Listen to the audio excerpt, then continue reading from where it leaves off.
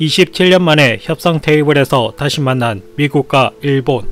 과거의 일반적인 패배를 안겨다준 협상과 달리 이번 협상에서는 협력이라는 단어가 나왔습니다. 한국을 견제하기 위해서 말이죠. 그런데 일본은 기쁨보다는 탄식이 흘러나오고 있다고 합니다. 그 와중에 위기를 맞은 대한민국은 위기를 탈출할 수 있는 기회를 엿보며 미소를 짓고 있다고 하는데요.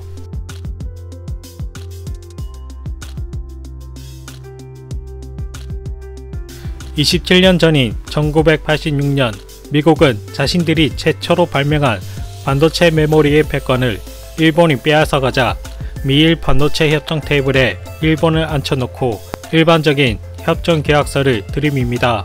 당시 일본의 반도체는 그야말로 천하무적, 시장 점유율 50%를 차지한 데다 글로벌 순위에도 일본 기업이 줄 세우기를 했을 정도였죠. 그러나 미일 반도체 협정 한방으로 일본의 반도체 산업은 그야말로 몰락의 수순을 밟기 시작합니다. 그런데 미국이 다시 차지할 줄 알았던 메모리 반도체 시장은 뜻밖에도 한국이 차지하게 됩니다.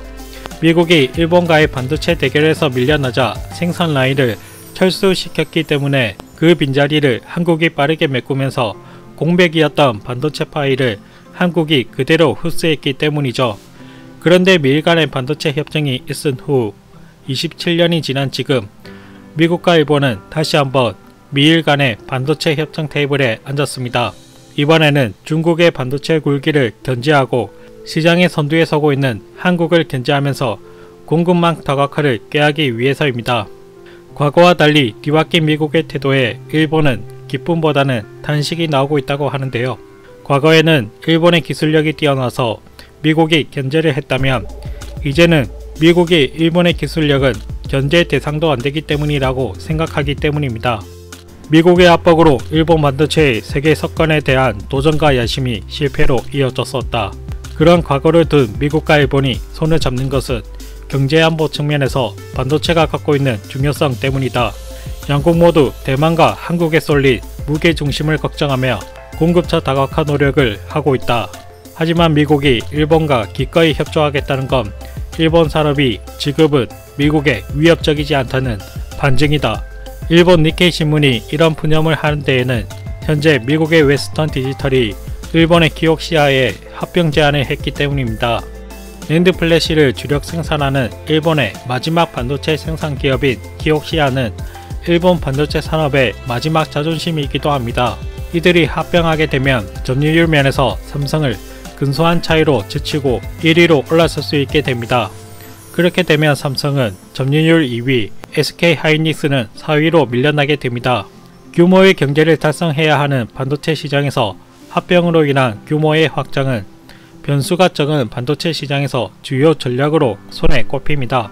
하지만 그렇다고 일본이 무작정 두 회사 간의 합병에 찬성을 주기에는 많은 손익 계산이 따를 것으로 보입니다. 이익보다는 손해 계산이 더 정확하겠죠. 합병을 했을 시 일본은 키옥시아를 그대로 미국에 갖다 바치게 되는 꼴이 되니까 말이죠. 하지만 이것은 한국이 걱정할 거리가 아니라 일본이 해야 될 걱정이죠. 반면 한국은 거대한 두 글로벌 회사의 합병이 달갑지만은 않은 것이 사실이나 이것은 오히려 기회가 될 수도 있다고 합니다.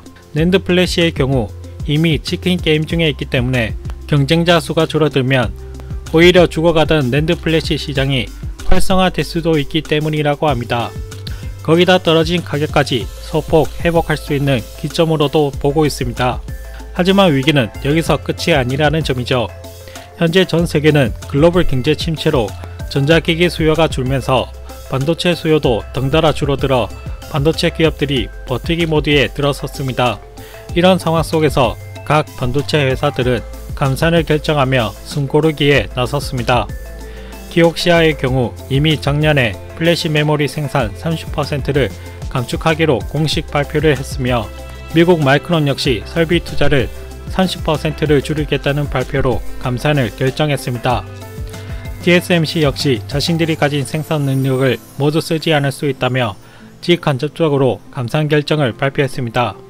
한국 기업인 SK하이닉스 역시 10달치 쌓인 재고를 보며 투자 축소와 감산을 결정했습니다. 하지만 삼성은 이들과 다르게 인위적인 감사는 없다며 이번 위기를 기회로 보고 공격적인 행보를 보이고 있습니다. 삼성이 이처럼 자신감을 내비치는 이유는 이미 지난 치킨 게임에서 이겨본 경험 때문으로 추정되고 있습니다. 시대는 이미 4차 산업 시대로 접어들었고 새로운 IT 기술들이 쏟아지고 있습니다. 그리고 첨단 IT 기술들이 산업과 생활에 접목되면 반드시 반도체 수요가 폭발할 것이기 때문에 삼성은 미래를 내다보고 투자 축소와 감산보다는 반도체 시설 투자 수준을 전년 수준으로 유지하는 것으로 결정 내렸습니다. 또 하나의 소식은 일본이 네덜란드와 함께 미국이 주도하는 반도체 장비 수출 통제 방침에 동참하면서 일본의 반도체, 소재, 부품, 장비 업계가 타격을 입을 것으로 전망되고 있습니다. 2021년 일본 반도체 장비 해외 매출액은 약 3조 엔이었으며 그중 중국이 차지하는 비율이 전체의 33%였습니다. 일본의 대표적인 반도체 장비 업체인 도쿄일렉트론은 2021년 4월부터 1년간 매출의 26%를 중국에 의존해 왔으며 반도체 회로와 관련된 기기 중에는 중국 매출 점유율이 90%에 달하는 경우도 있다며 일본이 미국 주도의 수출 통제에 동참하게 되면 중국의 설비 투자 속도가 느려져 결국에는 일본이 피해를 입게 된다고 말합니다. 한국 기업들 역시 중국에 있는 반도체 생산 공장에서 일본의 장비를 들이지 못하게 됩니다. 한국 역시 여파를 피하기에는 어렵지만 단기적으로는 영향이 없을 것이라는 의견이 있습니다. 미국이 동맹인 한국 기업의 중국 소재 공장에는 장비 반입 규제를 1년간 유예를 해주었기 때문에 당장의 피해는 없지만 이 유예 기간을 언제까지 지속시킬 수 있을지 연장될지 축소될지 알 수가 없기 때문에 여전히 상황을 지켜봐야 합니다. 이참에 중국에 진출한 반도체 생산 라인들을 국내로 다시 불러들이거나 중국에는 기술력이 한참이나 낮은 제품 생산만을 남겨두는 것도 하나의 방안이라고 생각됩니다. 하지만 결과적으로는 이러한 미국의 조치로 인해 한국은 중국 반도체 추격을 따돌릴 수가 있는 시간적 여유를 벌었을 뿐만 아니라 중국과의 기술 격차를 더 벌릴 수 있게 되었습니다. 삼성 같은 글로벌 기업들은 이미 3나노 이하 공정에서 양산에 돌입하면서 2025년 전후로 2나노 양산을 목표로 하지만 중국은 최신 장비에 대한 접근이 막히면서 장비 최적화, 노하우, 숙련도 확보 등 여러 문제에 봉착한 상황에서 멀어져가는 한국 기업을 또다시 바라만 봐야 합니다. 점점 치열해지는 반도체 전쟁에서 한국이 다시 한번 승자의 벨트를 차기를 기원합니다.